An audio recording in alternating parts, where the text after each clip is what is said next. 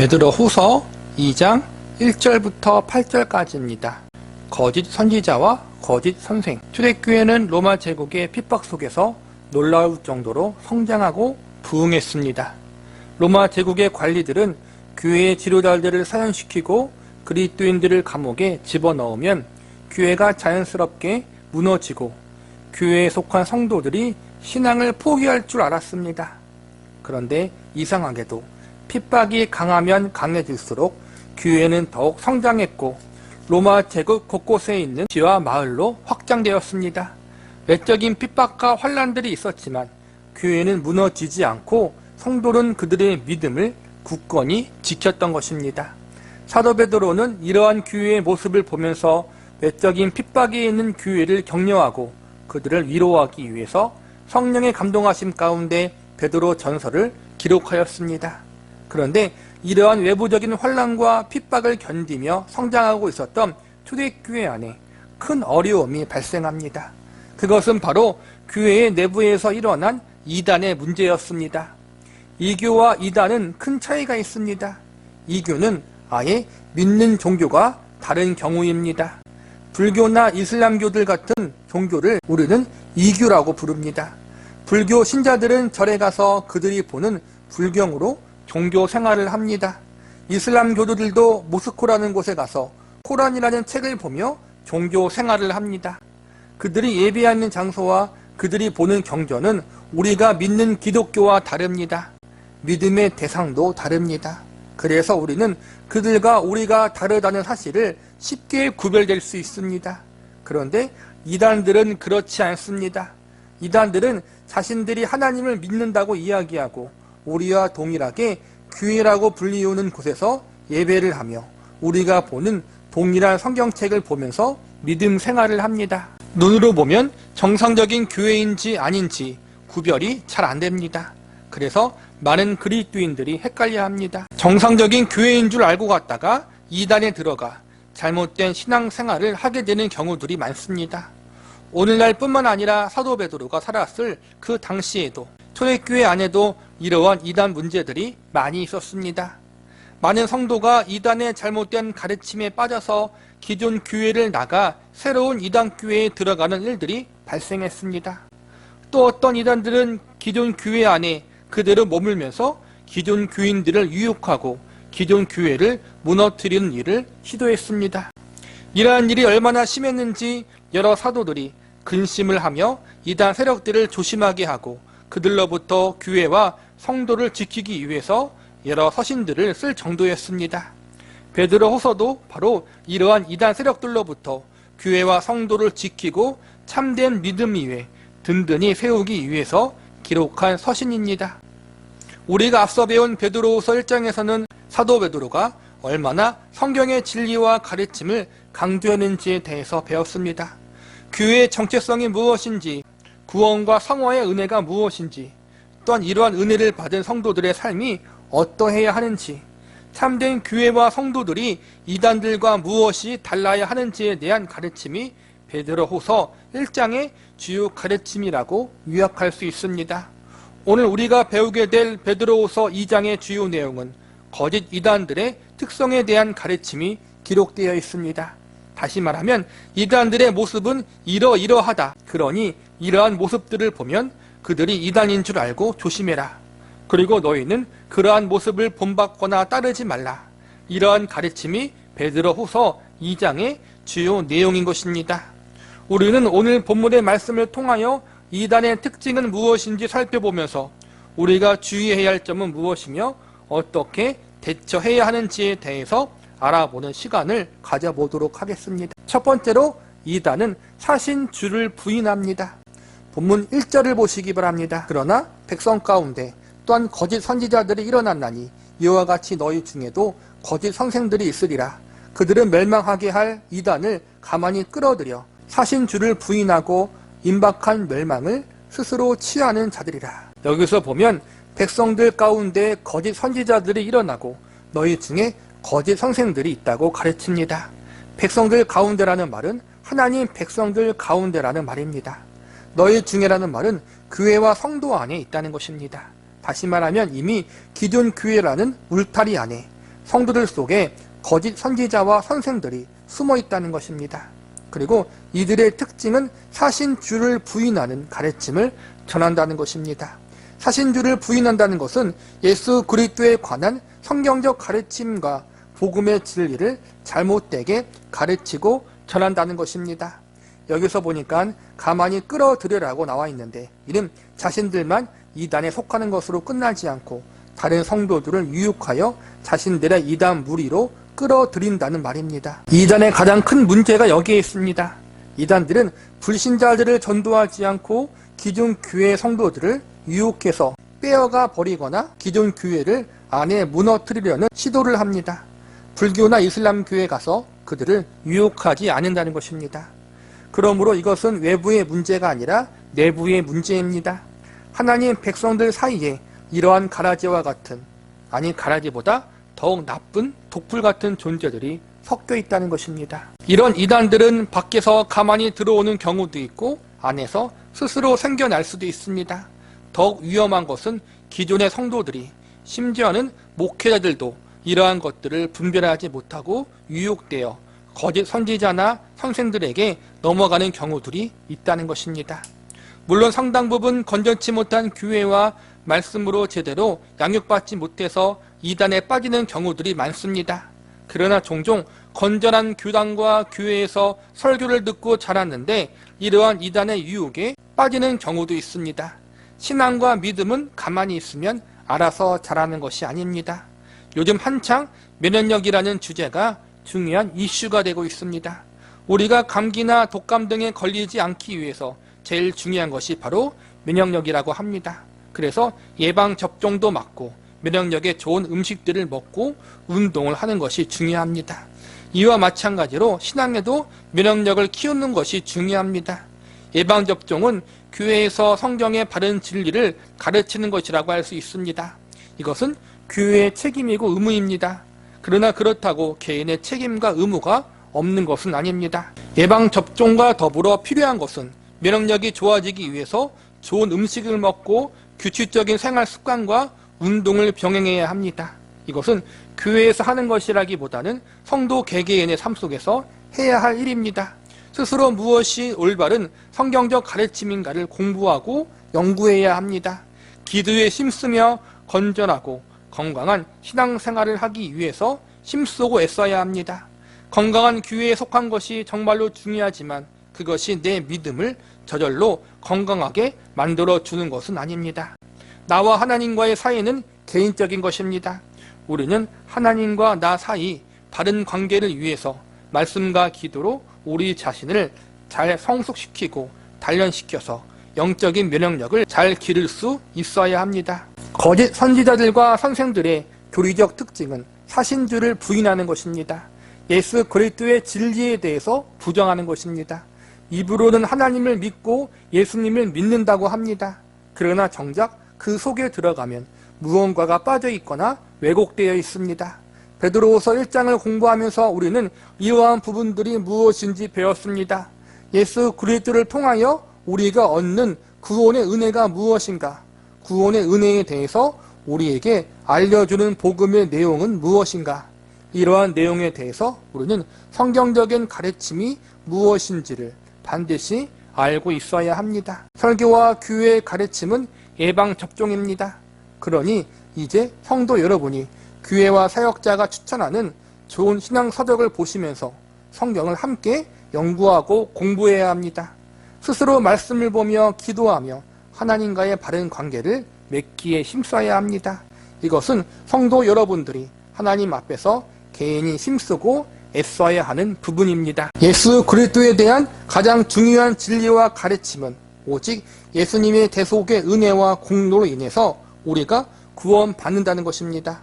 이단들의 특징은 행위로 구원을 받는다고 가르치거나 자신들이 믿는 교리대로 살아야 구원을 얻는다고 가르치는 것입니다. 자신들이 따르는 교주나 선지자를 믿어야 구원을 얻을 수 있다고 가르칩니다.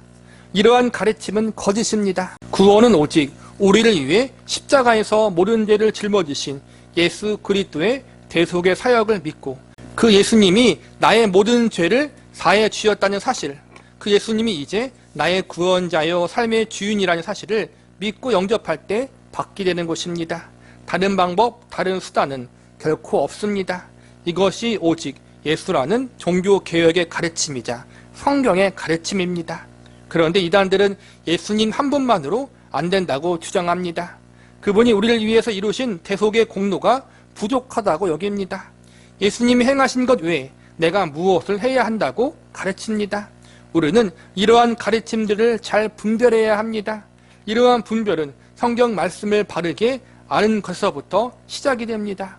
저와 여러분은 성경 말씀을 통해서 오직 예수님 한 분만으로 만족해야 하고 그분이 이루신 십자가의 은혜, 대속의 공로가 나를 의롭게 하기에 충분하다는 사실을 믿고 확신하는 자리에 설 수 있기를 바랍니다. 두 번째, 이단은 호색하는 것을 따릅니다. 본문 2절을 보시기 바랍니다. 여럿이 그들의 호색하는 것을 따르리니 이로 말미암아 진리의 도가 비방을 받을 것이요. 이단의 첫 번째 특징은 예수 그리스도의 복음과 진리를 왜곡하고 교리적으로 잘못된 가르침을 전한다는 것이며, 이단의 두 번째 특징은 도덕적으로 부패하고 성적으로 타락했다는 것입니다. 2절에 보니까 호색하는 것을 따른다고 되어 있는데 호색은 성적인 타락을 이르는 말입니다.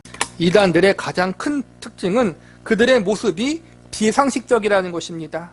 어떤 교회에서는 생명의 물이라고 하는 것이 있어 이 물을 먹거나 바르면 몸이 건강해진다고 믿습니다. 어떤 교회에서는 담임 목사가 씻은 물을 먹거나 마시면 병이 난다고 믿는 곳도 있습니다. 어떤 교회에서는 교주와 잠을 자면 천국에 간다고 가르치는 곳도 있습니다. 상식적으로 맞지가 않지 않습니까? 무지하면 이러한 것에 빠집니다. 지금도 그러한 일이 있지만 과거 30년 전만 해도 이러한 일이 얼마나 비일비재했는지 모릅니다. 제가 아토피와 알레르기가 있어서 몸이 많이 가려운 편입니다. 그래서 제가 어릴 적 어머니가 능력의 생수라는 것을 이상한 기도원에서 가져와 몸에 발라준 적이 있습니다. 그때 어머니는 제법 큰 교회, 건강한 교회를 다니고 계셨는데 그러고 다니셨습니다. 그런데 그 당시 저희 어머니만 그랬겠습니까? 그 당시 수많은 성도들이 용하다는 이 기도원, 저 기도원, 능력 있다는 이 사역자, 저 사역자를 찾아다니며 도저히 상식에 맞지 않은 행동을 하고 다녔을 것입니다. 왜 그랬을까요? 몰라서 그렇습니다. 이단들의 특징은 그냥 봐도 상식적으로 맞지 않은 부분인데 의심하지 말고 그냥 무조건 믿으면 된다. 안 믿으면 불신이다. 이렇게 세뇌시키며 이상한 것들을 신앙과 믿음이라는 이름으로 포장시킵니다. 그것이 거짓 선지자나 선생들의 특징입니다.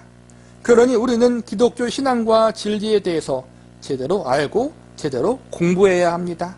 이단들이 가는 곳마다 성적인 타락과 문란이 언제나 있습니다.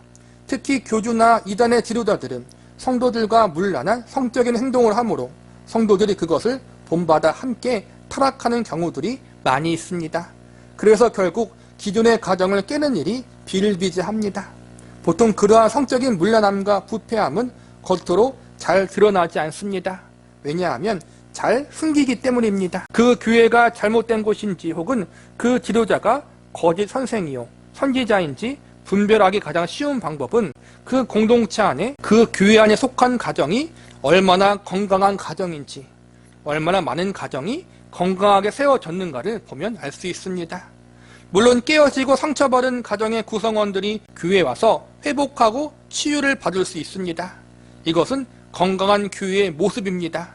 그러나 이단들은 건강한 가정도 깨어지고 무너지게 만드는 이상한 곳입니다. 그래서 한 공동체를 볼 때 그 공동체, 그 교회 안에 속해 있는 가정의 모습을 유의 깊게 살펴보시기 바랍니다. 한 가정이 그 교회로 말미암아, 그 지도자로 말미암아 건강하게 회복되어졌는지 아니면 오히려 깨어지고 파탄이 났는지 이러한 모습을 살펴보면 대부분 이단과 거짓 지도자들의 모습이 판가름 날 것입니다. 성적인 문제와 타락은 이단들 뿐만 아니라 기존 교회 안에서도 늘 조심해야 할 부분입니다. 한창 부흥하던 교회, 잘나가던 사역자들이 성적인 문제로 넘어지고 쓰러지는 경우가 얼마나 많은지 모릅니다. 그러므로 성적인 타락의 문제는 우리가 늘 언제나 조심하고 또 조심해야 합니다. 하나님께 이러한 이단들의 유혹과 성적인 타락으로부터 보호해달라고 우리는 경각심을 가지고 기도해야 합니다. 아무도 예외일 수가 없습니다. 나는 그럴 리가 없어. 우리 교회는 절대 그러지 않아. 이렇게 여기지 마시고 늘 겸손히 낮은 마음으로 하나님 앞에 도우심을 구하며 주의하고 또 주의하시기 바랍니다. 세 번째, 이단은 탐심으로 성도를 유혹합니다. 본문 3절을 보시기 바랍니다. 그들이 탐심으로 지어낸 말을 가지고 너희로 이득을 삼으니 그들의 심판은 옛적부터 지체하지 아니하며 그들의 멸망은 잠들지 아니하느니라. 여기서 보니까 이단들은 탐심으로 말을 지어낸다고 가르치고 있습니다. 너희로 이득을 삼는다라는 말은 성도를 이용하고 착취한다는 것입니다. 이단들의 특징은 탐심이 많고 성도들을 이용하고 착취한다는 것입니다. 우리가 말만 하면 다 아는 대표적 이단들을 보면 어떻습니까? 정말 돈이 많습니다. 어떻게 저렇게 많을까 하는 정도로 정말 많습니다.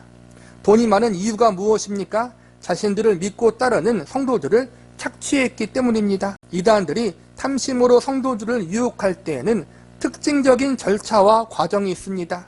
처음에는 육적인 복, 영적인 복을 강조하면서 자신들의 교회에 와서 잘 믿고 순종하면 이러한 복을 받을 수 있다고 가르칩니다. 그러면서 무조건적인 순종과 헌신을 강조합니다. 그래야 복 받을 수 있다고 세뇌시킵니다. 처음에는 복 차원에서 이야기하다가 나중에는 구원의 문제로까지 나아가 자신들의 교회와 지도자에게 무조건적인 순종과 헌신을 해야 구원을 받을 수 있다고 가르칩니다. 그래서 정도가 심해지면 집 팔고 땅 팔고 이단 공동체 안으로 들어가 버리도록 유도합니다. 아까 위에서 언급했듯이 이단들의 특징은 가정을 파괴한다는 것입니다. 이단들은 배우자가 자신들의 공동체로 안 넘어오면 버리라고 가르칩니다. 그래서 배우자와 이혼하고 이단 공동체 안으로 재산 다 바치고 들어가는 경우들이 대단히 많습니다. 참으로 안타까운 것은 이단에 빠진 가정에 속한 어린 자녀들이 부모의 잘못에 대한 피해를 고스란히 받는다는 것입니다. 배우자는 버려도 자녀는 못 버리고 공동체에 데리고 들어가는 경우들이 허다합니다.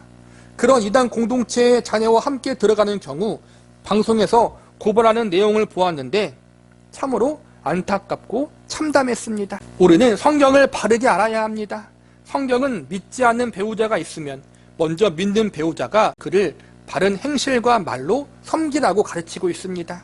언제까지냐 하면 그 배우자가 구원받을 때까지, 그가 예수님께 돌아올 때까지 그렇게 해야 하는 것입니다. 나를 죄악 가운데서 아무런 조건 없이 은혜로 구원하신 하나님이 내 배우자도 아무런 조건 없이 은혜로 구원해 주실 날이 반드시 올 것을 믿는 믿음으로 끝까지 참고 인내하고 배우자를 위해 기도하며 그를 섬기며 나아가는 것이 바른 성도의 모습이고 바른 교회의 가르침인 것입니다. 그리고 이단들의 또 다른 특징은 건전한 일상생활을 하지 못하도록 합니다. 평범한 직장생활이나 가정생활이 불가능할 정도까지 이단 공동체에 충성을 요구합니다. 멀쩡했던 가정이 깨어지는 경우가 많아지는 교회는 무언가 문제가 있습니다. 직장생활과 가정생활을 내팽개치고 교회에서 살라고 가르치는 것도 문제가 있는 것입니다. 건강한 교회는 언제나 가정을 소중하게 여기고 성도가 속해 있는 직장을 비롯해 일상의 장소를 하나님이 허락하신 소명의 장소라고 가르칩니다. 성경적 교회는 깨어졌던 가정이 오히려 회복하고 직장 생활을 힘들어하고 일상의 삶을 힘들어하던 성도들이 오히려 힘과 용기를 얻고 세상에서 나아가 빛과 소금된 역할을 감당하도록 돕습니다. 하나님이 하나님 백성들에게 허락하신 가장 첫 번째 소명지가 가정이고 두 번째는 직장과 성도의 삶의 장소입니다. 그러면 교회는 몇 번째입니까? 따로 번호가 없습니다. 첫 번째, 두 번째 소명지에서 빛과 소금의 역할을 잘하며 살아갈 수 있도록 돕는 것이 교회의 역할입니다. 신앙생활을 교회 중심으로 하라는 말은 한 성도가 교회를 통해서 건강하고 가정과 직장과 우리의 삶 속에서 올바른 신앙생활을 할 수 있도록 하라는 의미입니다. 학교 가서 왜 공부합니까? 사회에 나가서 바르게 잘 살기 위해서입니다. 교회는 신앙의 학교입니다. 이 신앙의 학교에서 성도들이 자라고 양육되고 성숙되는 것입니다. 그래서 하나님이 성도에게 허락하신 삶의 자리에서 빛과 소금된 삶을 살고 하나님께 영광을 돌리는 삶을 살도록 돕는 것입니다. 물론 교회는 학교 이상의 의미를 가지고 있습니다. 교회는 예수 그리스도의 핏값으로 산 몸입니다. 하나님이 세우신 예배의 공동체입니다. 그렇기 때문에 우리는 교회를 사랑하고 교회를 위해서 헌신하고 순종해야 합니다. 그러나 동시에 교회에서만 이 일을 행하는 것이 아닙니다. 하나님은 교회에만 계시는 분이 아니기 때문입니다. 어찌 보면 우리는 교회에 있는 시간보다 교회 밖에 있는 시간이 더 많습니다. 그렇기 때문에 우리는 교회 밖에서 우리들의 일상의 삶의 자리에서 하나님을 바르게 예배하고 하나님 말씀에 순종하는 삶을 살아가야 합니다. 그리고 우리의 삶의 자리에서 하나님의 살아계심을 드러내는 삶을 살아야 합니다. 이것이 성도의 사명인 것입니다. 그리고 이를 위해서 교회가 존재하는 것입니다. 그런데 이단들은 그러지 않습니다. 자신들의 조직을 위해서, 공동체를 위해서, 지도자를 위해서 죽도록 순종하고 충성하라고 합니다. 그러나 아닙니다. 우리가 죽도록 충성해야 할 것은, 순종해야 할 대상은 오직 예수님 한 분밖에 없습니다. 하나님 아버지밖에 없습니다. 그리고 그 순종과 헌신을 통해 저와 여러분의 삶 속에서 하나님의 백성다운 삶을 살아가는 모습으로 나타나게 됩니다.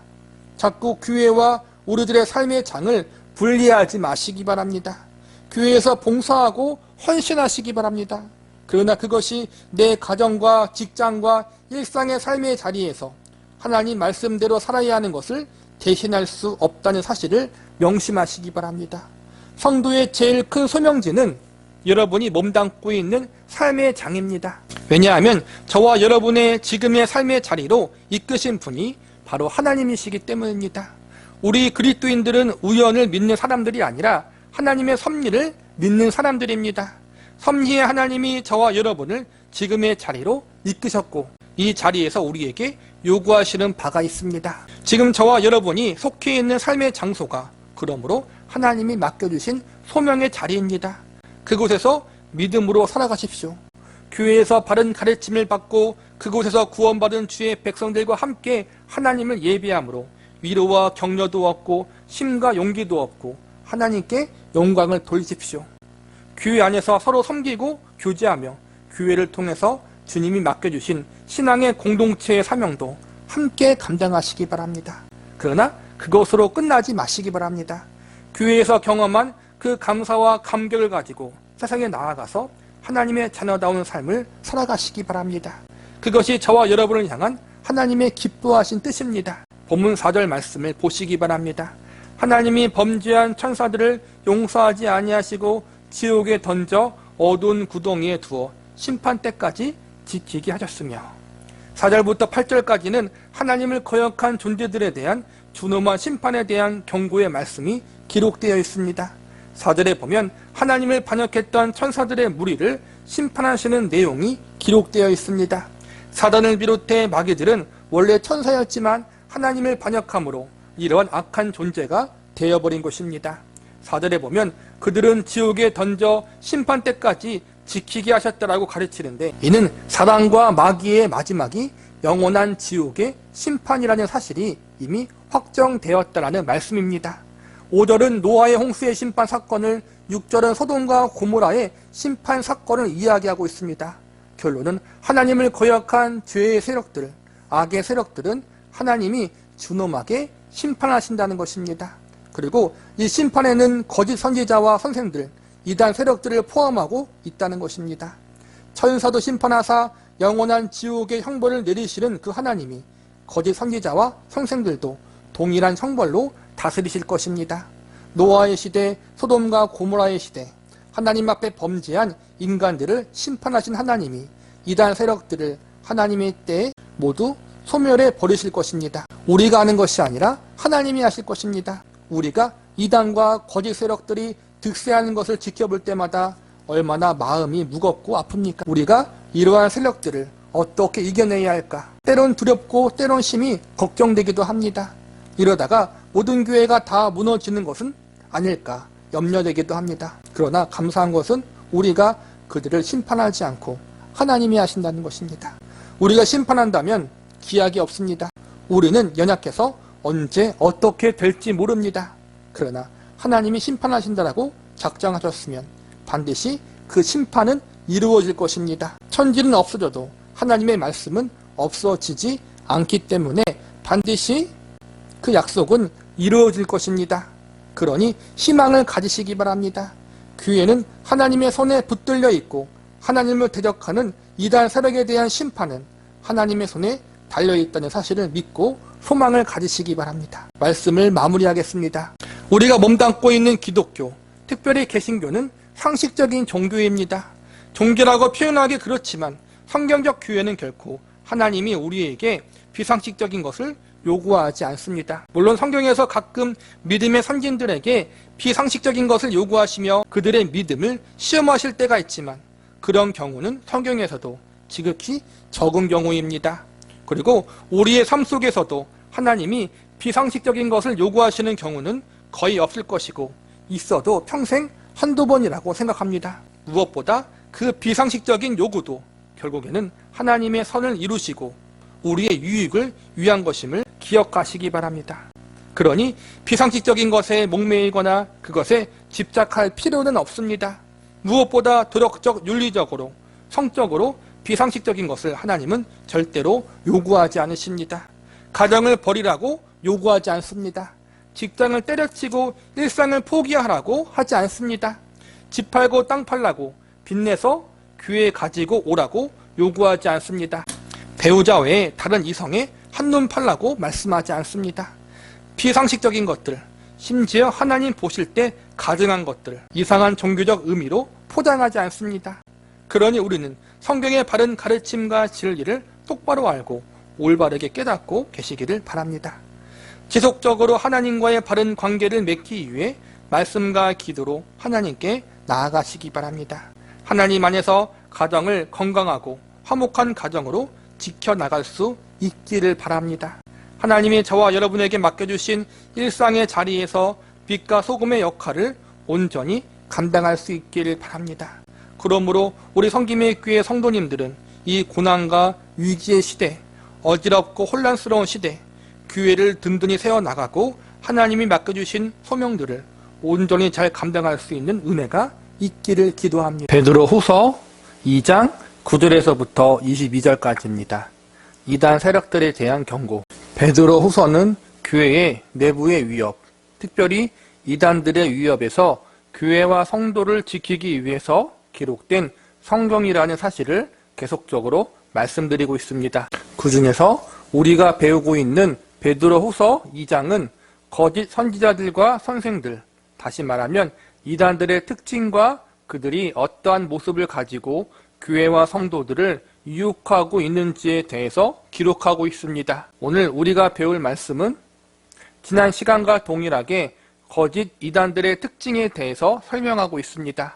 그리고 이에 더해서 하나님이 이러한 이단들을 얼마나 미워하시며 어떻게 심판하실 것인지에 대하여 구체적으로 설명해 놓고 있습니다. 우리는 오늘 본문 말씀을 통해서 이단 세력들의 특징과 이들을 하나님이 어떻게 생각하고 있고 결국 어떻게 처리하시는지에 대해서 살펴보도록 하겠습니다. 우선 첫 번째로 이단의 특징에 대해서 살펴보도록 하겠습니다. 본문 13절과 14절을 보시기 바랍니다. 불의의 값으로 불의를 당하며 낮에 즐기고 노는 것을 기쁘게 여기는 자들이니 점과 흠이라. 너희와 함께 연애할 때 그들의 속임수로 즐기고 놀며 음심이 가득한 눈을 가지고 범죄하기를 그치지 아니하고 굳세지 못한 영혼들을 유혹하며 탐욕에 연단된 마음을 가진 자들이니 저주의 자식이라. 여기서 주목해서 볼 단어는 속임수와 음심, 그리고 탐욕입니다. 지난 시간 베드로 후서 전반부에서 배운 말씀이 동일하게 반복됩니다. 이단의 지도자들을 보면 그들은 거짓된 교훈을 전하며 성적으로 타락하고 물질에 대한 욕심이 많습니다. 예수 그리스도에 대한 복음의 진리를 왜곡하여 자신들 공동체 안에만 구원이 있고 자신들이 가르치는 교리 외에 모두 다 틀리다고 가르칩니다. 그리고 자신을 따르는 성도들과 성적, 윤리적, 도덕적으로 합당하지 않은 행동들을 너무나도 쉽게 자행합니다. 그리고 그들의 재산과 노동력을 착취합니다. 그래서 이단에 빠지면 가정이 깨지고 직장을 그만두고 제대로 된 일상의 삶을 살 수 없는 경우들이 비일비재합니다. 나만 피해 입는 것으로 끝나지 않고 주변 사람들과 살아가는 이들을 고통스럽게 만듭니다. 비윤리적이고 비도덕적인 삶이 이단을 따르는 세력들 안에 얼마나 많이 있는지 모릅니다. 본문 10절을 보시기 바랍니다. 특별히 육체를 따라 더러운 정욕 가운데에서 행하며 주관하는 일을 멸시하는 자들에게는 형벌을 할 줄 아시느니라. 이들은 당돌하고 자긍하며 떨지 않고 영광 있는 자들을 비방하거니와. 여기서 주목해서 볼 말은 주관하는 일을 멸시한다는 말입니다. 이 말은 기존 하나님이 세우신 권위와 질서를 무시한다는 것입니다. 지역교회에 세운 목회자를 무시하고 가정의 지도자로 세운 가장을 무시합니다. 그리고 자신들을 따르는 사람들에게도 동일하게 그렇게 가르칩니다. 그래서 이단에 빠지면 교회 목회자 말도 안 듣고 가정의 남편의 말, 부모님의 말도 안 듣게 되는 것입니다. 이단들이 기존 교회의 성도들을 유혹하는데 가장 잘 쓰는 방법이 가만히 지역교회 안에 들어와 성도로 등록한 후 일정 시간 동안 교회에 열심히 헌신하며 교회 사람들에게 인정을 받는 작전을 씁니다. 그리고 어느 정도의 시간이 지나면 목회자를 비판하는 일을 시작합니다. 교회 목회자의 설교를 비판하고 목회자에게 보이는 안 좋은 모습들을 트집잡아 비방하고 그것을 문제 삼아 기존 목회자의 권위와 신뢰를 약화시키는 것입니다. 그렇게 한 후 믿음이 연약한 성도들을 흔들어 놓고 그 성도들을 빼내어 가거나 아예 교회를 분열시키는 일을 한다고 합니다. 10절에서 주관하는 일을 멸시한다는 말의 뜻은 바로 이러한 것입니다. 하나님이 세우신 질서를 무시합니다. 교회 지도자들을 비판하고 비방함으로 지도자들의 권위와 신뢰에 금이 가도록 만든 후 교회를 해체시키거나 교회를 혼란스럽게 만드는 일을 이단들이 한다는 것입니다. 거짓 교훈을 가르치고 도덕적 윤리적으로 부패하며 성도들을 착취하며 기존 교회 지도자들의 권위를 무너뜨리는 일을 하는 것, 이것이 바로 사도 베드로가 경고하고 있는 이단들의 특징이라는 것입니다. 지금으로부터 2000년 전에 기록된 이 베드로 후서의 경고가 오늘날 우리가 보아도 얼마나 정확한지 깜짝 놀랄 정도입니다. 우리는 말씀을 통해 이러한 사실을 배우고 주의하며 깨어 있어야 합니다. 그리고 우리는 하나님이 세우신 질서를 존중하고 지키기 위해서 힘쓰는 사람들이 되어야 합니다. 두 번째로 이단에 대한 하나님의 판단에 대해서 살펴보도록 하겠습니다. 14절에 보면 하나님이 이단의 세력을 가리켜 저주의 자식이라고 말씀하고 있습니다. 이어지는 15절과 16절을 보시기 바랍니다. 그들이 바른 길을 떠나 미혹되어 부올의 아들 발람의 길을 따르는도다. 그는 불의의 삭슬 사랑하다가 자기의 불법으로 말미암아 책망을 받되 말하지 못하는 나귀가 사람의 소리로 말하여 이 선지자의 미친 행동을 저지하였느니라. 이어지는 15절과 16절에 보면 구약 시대의 발람 선지자의 이야기를 꺼내시면서 미친 선지자라고 말씀하고 있습니다. 발람 선지자는 가나안 땅을 향해 걸어갔던 이스라엘 백성들을 우상 숭배와 음란의 죄로 빠지게 만든 거짓 선지자였습니다. 하나님이 여러 번 이스라엘 백성들을 저주하지 말고 그들에게 해가 되는 일을 하지 말라고 경고하셨는데 돈과 명예에 눈이 어두워서 하나님 말씀을 어기다가 결국에는 죽임을 당하게 됩니다. 하나님은 그를 미친 선지자, 다시 말하면 심한 말로 미친놈이라고 말씀하십니다. 본문 19절 말씀을 보시기 바랍니다. 그들에게 자유를 준다 하여도 자신들은 멸망의 종들이니 누구든지 진짜는 이긴 자의 종이 됨이라. 여기서 보니까 이단 세력에 대하여 멸망의 종들이라고 말씀하십니다. 정리하자면 이단 세력들을 가리켜 하나님은 저주의 자식, 미친 선지자, 멸망의 종들 이렇게 판단하시며 그들을 향한 하나님의 분노와 미워하심을 드러내고 있습니다. 하나님은 자비와 긍휼과 사랑의 하나님이십니다. 그러나 하나님 교회와 성도를 미혹하여 정상적인 믿음에서 떠나게 만드는 이단 세력들에 대해서는 매우 엄격하게 대하시는 것을 볼 수 있습니다. 다시 말하면 그들을 향하여 하나님은 결코 자비를 내리지 않으신다는 것입니다. 자비와 긍휼이 풍성하신 하나님, 용서하시고 받아주시는 하나님, 죄인들이 회개하고 돌아오기를 기다리시는 하나님, 그 하나님이 교회와 성도를 미혹하고 무너뜨리는 세력을 향해서는 일절 예외 없이 매우 엄중한 심판을 경고하고 계십니다. 그들이 당하는 심판은 하나님을 거역했던 사단이 받는 심판과 동일한 심판이 될 것입니다. 그러므로 우리는 두렵고 떨림으로 우리가 그러한 자리에 가지 않도록 주의하고 경계해야 할 것입니다.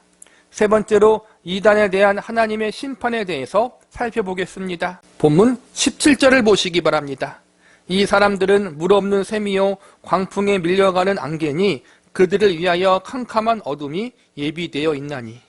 이단들을 가리켜 물 없는 샘, 광풍에 밀려가는 안개라고 가르치고 있습니다.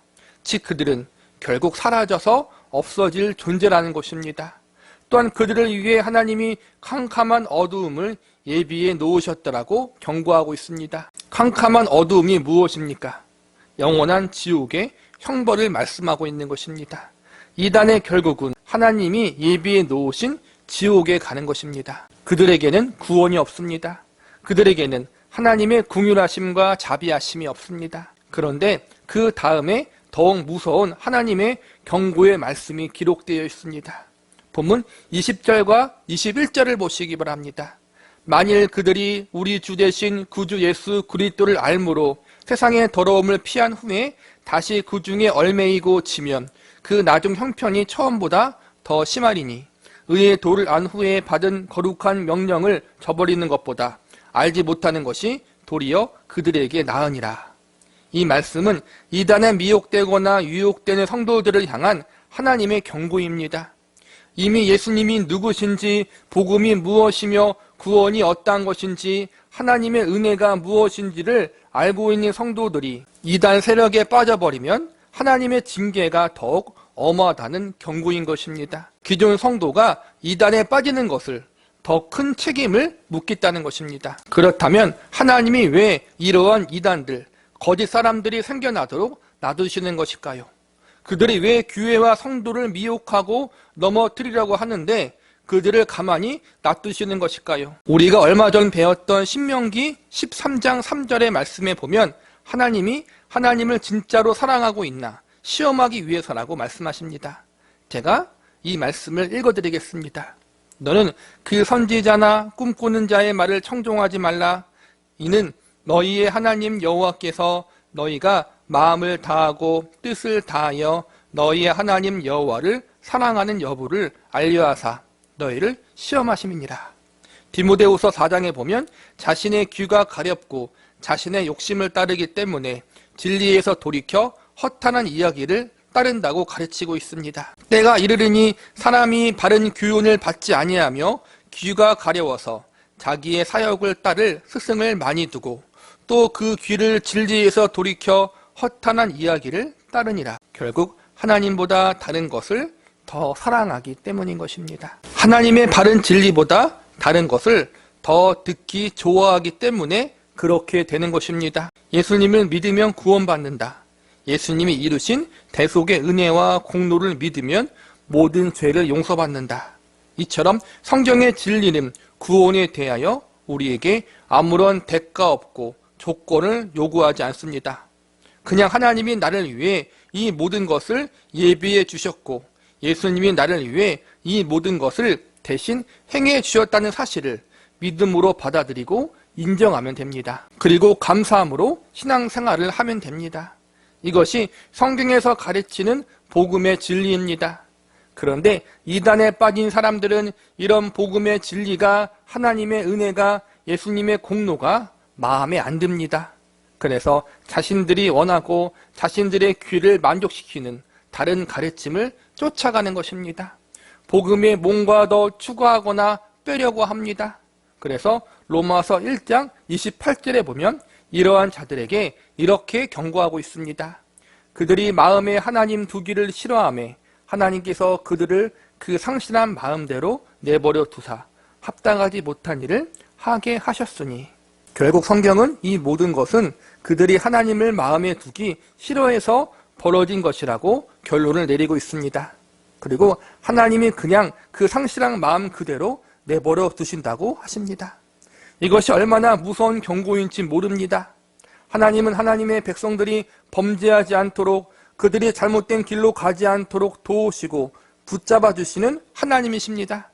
잘못된 길을 가려고 하면 막으시고 그것도 안 되면 사랑의 매를 때려서라도 돌이키게 하시는 분이십니다. 그런데 그런 하나님이 그냥 범죄한 대로 하나님을 떠나는 그 길을 가는 대로 놔두신다고 성경은 경고하고 있습니다. 이것은 이 땅에서 하나님이 내리시는 가장 큰 형벌입니다. 왜냐하면 그대로 놔두는 결과는 영원한 멸망이기 때문입니다. 그래서 우리는 내가 잘못했을 때 하나님께 사랑의 매를 만든 것이 은혜라는 사실, 내가 하나님의 택한 백성이요 자녀라는 사실을 깨닫고 오히려 감사해야 합니다. 본문 9절 말씀을 보시기 바랍니다. 주께서 경건한 자는 시험에서 건지실 줄 아시고 불의한 자는 형벌 아래에 두어 심판 날까지 지키시며, 이것이 우리를 향한 하나님의 신실한 은혜임을 믿으시기 바랍니다. 그러나 이단들에게, 하나님을 마음에 두기 싫어하는 자들에게는 이러한 은혜가 없습니다. 그들에게는 철저한 심판뿐입니다. 그러니 우리가 그 세력에 속하지 않도록, 그들에게 미혹되지 않도록 조심하고 또 조심해야 합니다. 이단이라고 해서 처음부터 거짓된 교훈을 가르치고 도덕적 윤리적으로 타락한 모습을 보이지 않습니다.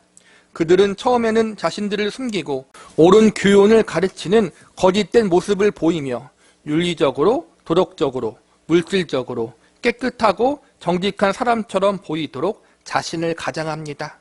왜 많은 성도들이 이단에 빠지겠습니까? 처음에는 그렇게 이단처럼 보이지 않고 진짜처럼 보이고 괜찮고 능력 있게 보였기 때문입니다. 기도할 때도 힘이 있어 보이고 말씀을 전할 때 능력이 있어 보이니까 이단에 빠지는 것입니다. 그들의 가르침과 교훈도 성경을 근거로 하고 있기 때문에 옳다고 여겨지는 부분들이 상당히 있습니다. 아예 모든 것이 이상하다면 미혹될 리가 없습니다. 그래서 계속해서 강조하는 것이 무엇입니까? 우리는 성경 말씀을 바르게 알아야 하고 균형 있게 배워야 하는 것입니다. 성경 말씀을 공부하고 연구하십시오. 기도하며 성령의 지혜를 구하십시오. 그리고 이와 더불어 역사적으로 검증된 신앙의 선배들이 성경을 해석하고 연구한 건전한 책의 도움도 함께 받으십시오. 가만히 앉아있거나 심지어 교회 열심히 잘 나온다고 해서 저절로 믿음의 분별력이 생기는 것은 아닙니다. 하나님 말씀을 올바르게 알기에 힘쓰고 애쓰는 우리 성김의 교회 성도들이 되기를 바랍니다. 오늘 말씀을 정리하겠습니다. 본문 11절과 12절을 보시기 바랍니다. 더 큰 힘과 능력을 가진 천사들도 주 앞에서 그들을 거슬러 비방하는 고발을 하지 아니하느니라. 그러나 이 사람들은 본래 잡혀 죽기 위하여 난 이성 없는 짐승 같아서 그 알지 못하는 것을 비방하고 그들의 멸망 가운데에서 멸망을 당하며, 이 말씀은 천사들도 함부로 하나님의 진리에 대해서, 하나님의 심판에 대해서 왜곡해서 함부로 말할 수가 없다는 것입니다. 왜냐하면 천사도 하나님의 피조물에 불과하기 때문입니다. 그런데 이단들은 스스로 하나님이라고 여기며 스스로가 진리라고 여깁니다. 그들의 가르침 외에는 구원이 없다고 가르칩니다. 너무나도 당당히 스스로를 하나님의 자리에 올려놓습니다. 그들에게는 자신이 하나님의 피조물에 불과하다는 겸손한 인식이 없습니다. 그래서 결국 잡혀 죽을 짐승처럼 멸망의 길을 가버린다는 것입니다. 우리 공동체, 우리 지도자의 가르침 외에는 구원이 없다고 가르치는 곳은 다 이단입니다. 그리고 스스로를 하나님처럼 여기는 자들 역시 이단입니다. 이들은 반드시 멸망당하게 될 것입니다. 이단에 대한 하나님의 심판과 징계가 우리가 사는 이 땅에서 완전히 공평하게 이루어지지 않을 수도 있습니다. 한 사회에 큰 무리를 일으켰던 여러 이단들의 문제를 보면 저는 이러한 사실을 느낍니다. 이러한 이단들 때문에 얼마나 많은 사람들이 고통을 받았는데 정작 그에 합당한 처벌을 이 땅에서 온전히 받지 않는 모습을 목격합니다. 이단의 지도자가 처벌을 받아도 그 밑에 사람이 또 다른 이단을 만들어내고 그 속에 속한 사람들이 여전히 그곳에서 빠져나오지 못한 모습을 목격합니다. 인간의 능력은 여기까지입니다. 하나님은 사회적 여러 제도를 통해 법의 심판을 통해 공개적으로 이단들의 잘못된 모습을 보여주실 때가 있습니다. 이러한 것은 하나님이 그런 세력들을 조심하라고 경고를 주신 것입니다. 그런 세력에 빠져있는 사람들에게 회개할 기회를 주신 것입니다. 그럼에도 불구하고 회개하지 않고 돌이키지 않고 아직 그곳에 남아있고 그러한 가르침을 따르는 사람들은 하나님의 경고대로 결국엔 어두움의 구덩이에 들어갈 심판만 남았습니다. 우리가 이 땅에서 볼 때 악의 세력들이 의의 세력들보다 잘 먹고 잘 사는 것을 발견할 때가 있습니다. 이단 세력도 마찬가지입니다. 그렇게 도덕적으로 윤리적으로 잘못되게 사는데도 그들은 성장하고 부흥하는 것처럼 보입니다. 간혹 그들의 잘못이 세상에 밝혀져 세간의 관심을 받지만 그들에 대한 세상의 처벌은 지극히 미비합니다. 그래서 우리는 낙심하고 절망할 때가 있습니다. 왜 하나님 그들을 이대로 놔두십니까? 악인은 형통하고 왜 의인들은 고통을 당합니까? 왜 거룩하고 순결하게 살려는 하나님의 백성들이 고통을 당합니까? 왜 악하고 비열한 이단들은 득세하고 하나님의 참된 교회들은 침체해 있습니까? 우리는 억울합니다. 우리는 화가 납니다. 구약 시대에도 동일한 일이 있었습니다. 하나님의 백성들은 고난당하는데 왜 우상 섬기는 이방 민족들은 형통합니까? 하박국 선지자도 스가랴 선지자도 억울해서 하나님께 묻습니다. 그럴 때 하나님이 무엇이라고 말씀하십니까? 하나님은 그때마다 잠잠하라고 말씀하십니다. 그리고 내가 살아있다. 내가 여기 있다. 내가 행할 것이다. 이렇게 말씀하십니다. 하박국서와 스가랴서에 보면 이에 대해서 다음과 같이 선언하고 있습니다. 오직 여호와는 그 성전에 계시니 온 땅은 그 앞에 잠잠할지니라 하시니라. 모든 육체가 여호와 앞에서 잠잠할 것은 여호와께서 그의 거룩한 처소에서 일어나심이니라 하라 하더라. 결국 하나님이 하나님의 때 가장 완벽하게 불의와 악한 세력들을 심판하시겠다는 것입니다. 물론 우리가 살아생전 그 일을 모두 목격하지 못할 수도 있습니다. 생각보다 아주 오랫동안 이단 세력들이 판을 칠 수 있습니다. 심지어는 이 땅에서 이단 세력들이 그들이 행한 죄악에 대한 모든 대가를 다 받지 못할 수도 있습니다. 그러나 우리는 알고 있습니다. 이 땅이 전부가 아니라는 사실을 말입니다. 이 땅에서의 삶이 끝나고 우리는 하나님 앞에 가야 합니다. 그리고 그곳에서 하나님의 완전하신 심판을 받아야 합니다. 그러니 우리는 소망을 가질 수 있습니다. 하나님이 하나님의 방법으로 하나님의 때 모든 악의 세력, 이단의 세력들을 심판하실 것입니다. 그리고 마지막 최후의 날에 하나님의 심판대 앞에서 그들이 저지른 모든 악행을 심판받게 될 것입니다. 그리고 하나님의 백성들은 그곳에서 심판이 아닌 상급을 받으며 우리의 주님이신 예수님과 영생 복락을 누리며 살게 될 것입니다. 이단 세력들은 심판의 하나님을 만나지만 우리는 심판의 하나님이 아닌 아버지 하나님을 만나게 될 것입니다. 그러니 소망을 가지시기 바랍니다. 하나님은 다 알고 계십니다. 하나님이 궁극적으로 다 심판하실 것입니다. 이 하나님의 심판이 있다는 사실, 이 하나님의 상급이 있다는 사실을 기억하며 이 억울하고 불공정한 세상에서 끝까지 믿음을 가지고 살아갈 수 있는 저와 여러분이 되시기를 바랍니다.